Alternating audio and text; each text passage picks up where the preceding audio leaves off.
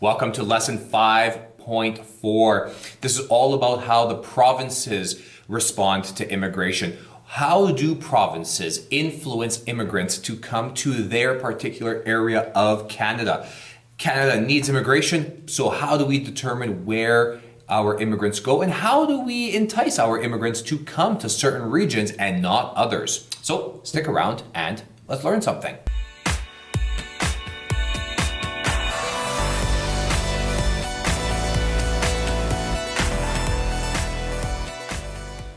5.4's lesson. This is the last lesson for Chapter 5.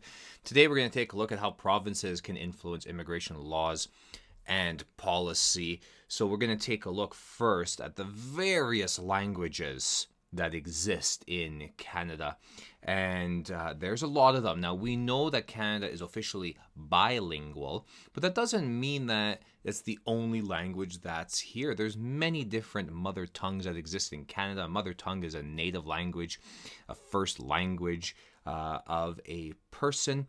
And when immigrants come to Canada, well, it's no surprise that the vast majority of them move into Canadian urban centers. So like Edmonton, Calgary, Victoria, Vancouver, Toronto, Montreal, Saskatoon, Regina, Winnipeg. Oh, I could name a lot of them. But when they move to these cities, when they move to these centers, they don't just forget their culture. They don't just forget their languages and their traditions. They bring all of that to these centers with them. And it makes for very vibrant urban centers, very diverse urban centers. And by the early 2000s, 80% of Canada's population was actually in one of these Canadian urban centers, compared to 37% in the early 1900s. And I've got to apologize. My track record for this chapter and typos is not that good. On that third bullet there, it says by early 2000s, 80% of the population was urban. Should say compared to 30% or 37% in the early 1900s. Regardless of the typo there, this trend of our immigrants moving to urban centers is continuing today. And in 2016, the last set of census stats that we don't yet have the ones from 2021. They are slowly being released. But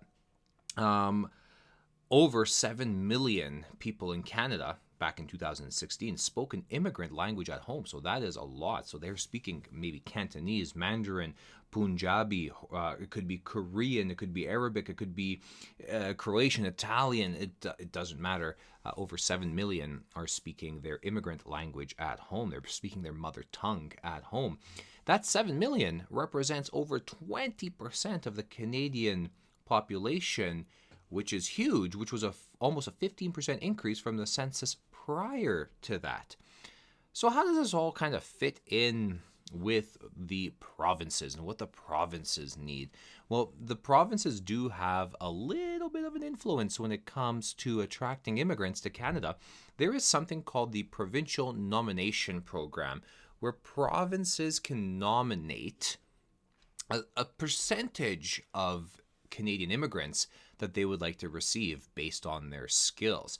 Now, this nomination can actually speed up the immigration process because it will match skilled workers with the labor needs of those particular provinces that need them. Now, that being said, just because a province can nominate doesn't mean that the immigrant that immigrates to Canada, the person immigrating to Canada, doesn't necessarily have to call that province their home. But it does help. And many immigrants who do come to Canada, by using the provincial nomination program, end up staying within that province for quite a few years. This allows the provinces to set up immigration offices in other countries because of this. So you can have Alberta, for example. They could be setting up an office in in a foreign land, and it could be like, hey, you should come to Alberta. Like, this is what Alberta has to offer you, as opposed to the Canadian government setting up an office in that same country that's like, oh, come to Canada. This is what Canada can offer you. But like I said earlier, immigrants who choose this particular route are not required by law. They're not required to stay within that particular province. If they choose to stay, yes, it will definitely help them achieve their permanent residency, and we'll talk about that at the very end of this lesson here. But by law, they are not required to stay there. So let's focus in on Alberta's needs, for example. So we receive approximately between 17 to 18% of Canada's immigration. So not bad for our province. We're a province with a population of approximately 4 million people. Now, the three largest cities in Canada, Toronto, Montreal, Vancouver, they get roughly just under 70% of the annual immigrants that come to Canada. And Alberta, we're only receiving 17% of immigrants that come to Canada. And it's split between the two major cities of Edmonton and Calgary. So Alberta definitely has some labor shortages in all of the reported industries that exist. So over 90% of the industries of construction and transportation are reporting shortages of workers, and over 80% of manufacturing, resource development, and retail are reporting shortages in workers. So overall, we've got about an 84% of the economic sector is reporting worker shortages, and these worker shortages are not being filled by people already here in Canada or here in Alberta. So we need to reach out to immigrants to be able to meet those worker shortages needs. But we're not the only province that is in need of immigrants. What about Quebec? There is something called the Canada-Quebec Accord.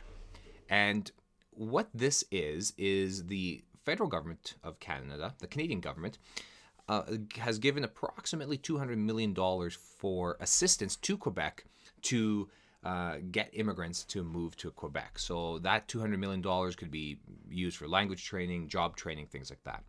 It allows Quebec to specifically require immigrants that are coming to Quebec to send their children to francophone schools. Now, regardless of whether or not you speak French, if you are an immigrant who is moving to Quebec, and we'll use Montreal as the example because it is Canada's second largest city, those immigrants are then going to have to send their children to francophone schools. That being said, you know from previous lessons, if that family has already received, or if that child has already received some sort of English education, then they can go and attend an English-speaking school. But if they didn't, then francophone schools is where they are going. 75% of all French-speaking immigrants that come to Canada do end up settling in Quebec because of French. But when you take a look at the whole immigration numbers, that only accounts for about 5% of all immigrants. So that's not a lot. Overall, there's more non-francophones settling in Quebec than francophone immigrants who are settling in Quebec. But that doesn't stop the province of Quebec from having a very determined immigration plan, and they are able to set a percentage of immigrants that Quebec will receive each year in proportion to its population within Canada. So currently they are receiving 18% of all immigrants to Canada, so just a bit above Alberta's numbers. But according to their population, which is about 8 million people, they should be getting, under the Canada-Quebec Accord, they should be getting about 23% of the immigrants that are coming into Canada. But they're not. Like I said earlier, they're getting about 18%. So they're trying. They're trying, and this is all to maintain the unique culture that exists in Quebec, that francophone culture that exists there, and to keep the language, French language, alive and well and thriving within Canada. Now, we're going to end here.